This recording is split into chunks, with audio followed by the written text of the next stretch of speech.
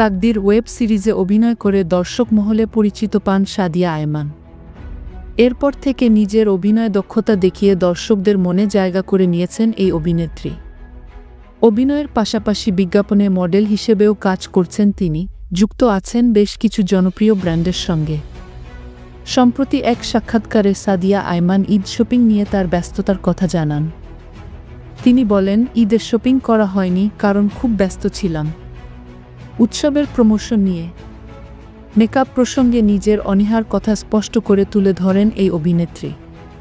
তার ভাষ্য, খুবই তাড়াতাড়ি মেকআপ করতে পারি, মেকআপ না করলে বেশি খুশি হই। মেকআপ করতে খুব একটা ভালো লাগে না।